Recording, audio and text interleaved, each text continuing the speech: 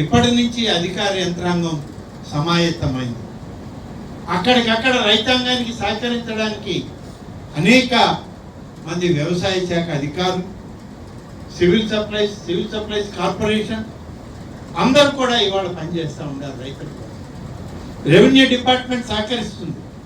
Civil supplies అధికారుల దగ్గర నుంచి, వ్యవసాయ శాఖ అధికారుల దగ్గర నుంచి వారికి ఇప్పటికీ ఆదేశాలు ఇచ్చి ఈ విధంగా చేయాలి, ఈ విధంగా రైతాంగం యొక్క ధాన్యం కొనుగోలుని రాష్ట్ర ప్రభుత్వం ప్రతిష్టాత్మకంగా తీసుకుంటుంది, మీరు చేయాలి అని చెప్పి దశ నిర్దేశించడం కూడా జరిగింది. ఇవాళ అన్ని సమాయత్తమైంది ఈ జిల్లా. ఇక్కడే కాదు, అనేక కేంద్రాలను ఇవాళ ప్రారంభిస్తున్నాం. పోయిన సంవత్సరానికన్నా ఎక్కువ కేంద్రాలు పెట్టాం ఈ సంవత్సరం. ఎందుకంటే సమృద్ధిగా నీరు ఉంది మన జిల్లాలో.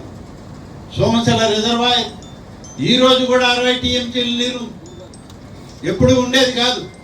మొదటి పంట అయ్యేటప్పటికి 30 టీఎంసీలకి తగ్గిపోయాయి. రెండవ పంట ఇవ్వాలన్నా పర్లేదు అనేటువంటి దాని మీద సమావేశం పెట్టుకుని ఒక యుద్ధ వాతావరణం జరిగే జిల్లాలో రెండవ పంటకి నీళ్లు ఏ కాలం కింద ఇవ్వాలి. ఈరోజు మొదటి పంటకి నీళ్లు ఇచ్చిన తర్వాత మొదటి పంట పూర్తయ్యే సమయానికి ఇంకా 60 టీఎంసీల పైన నీరు సోమశల్ల రిజర్వాయర్లో ఉంది.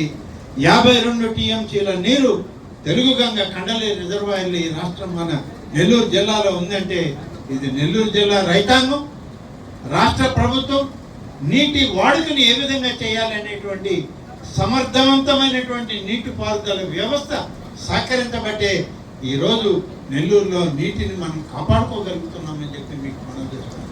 రైతులకు అన్ని రకాలుగా తోడుగా నిలబడడానికి ఇవాళ సివిల్ సప్లైస్ శాఖ కానీ పెద్ద ఎత్తున గౌరవ ముఖ్యమంత్రి చంద్రబాబు నాయుడు గారి నాయకత్వంలో పనిచేస్తూ ఉంది అని చెప్పి మీకు మనం చేస్తాం.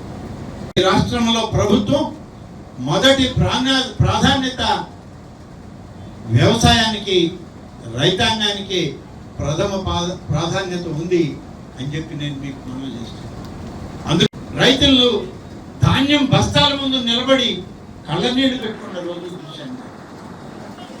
అవేళ నుంచి వచ్చినటువంటి మార్పులు ఇవాళ సమూలంగా మారాయని చెప్పి చెప్పను, కానీ 90% మార్పు వచ్చింది. రైతులను ఆదుకోవాలనేటువంటి ఆలోచన విధానం ఇవాళ ప్రభుత్వ యంత్రాంగంలో కూడా వచ్చింది అని చెప్పి నేను ఈ సందర్భంగా మనం చూసాను. పోయిన సంవత్సరం చూసా 2-3 రోజుల్లోనే రైతులకి వాళ్ళ అకౌంట్లకి డబ్బు పంపిస్తామని చెప్పాం. 3వ రోజు 4వ రోజుకంతా డబ్బులు పంపించాం.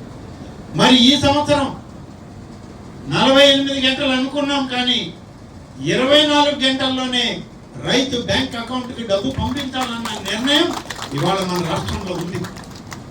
రైతులు డలార్ల చుట్టూ, మిల్లర్ల చుట్టూ తిరిగి అలసిపోయి పండించినటువంటి ధాన్యం ధర కన్నా వడ్డీ భారం పెరిగిపోయి ఆ వడ్డీలు కట్టుకోలేక రైతులు ఈ యొక్క పంటల్ని తెగనమ్ముకునే పరిస్థితి వచ్చేది. కానీ ఇవాళ 24 గంటల్లో రైతు అకౌంట్కి డబ్బు చేరుతా ఉంది ప్రభుత్వం నుంచి. ప్రభుత్వం మద్దతు ధర ప్రకటించింది. మద్దతు ధర కన్నా బయట మీకు ఎక్కువ ధర వస్తుంది, ఇంకా మాకు ఎక్కువ ఆదాయం వస్తుందంటే తప్పకుండా రైతులకి ఏమి కట్టడి లేదు.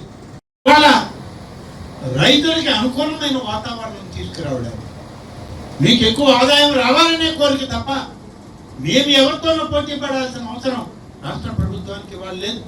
రాష్ట్ర ప్రభుత్వం ఇవాళ ఇది వ్యాపార సంస్థ కాదు, ఇది రైతులకి వెసులుబాటు కల్పించేటువంటి వ్యవస్థే తప్ప ఇది వ్యాపార సంస్థ కాదు. మంచి పంట పండింది ఈ సంవత్సరం, పంట కూడా బాగా పండింది. మీ పంట ధర కూడా ఇవాళ కేంద్ర ప్రభుత్వం ఇచ్చినటువంటి మద్దతు ధరకు అనుకూలంగా ధరలు ఉన్నాయి. కొనుగోలు చేస్తే మీకు కూడా వెంటనే డబ్బు ఇవ్వడానికి ప్రభుత్వం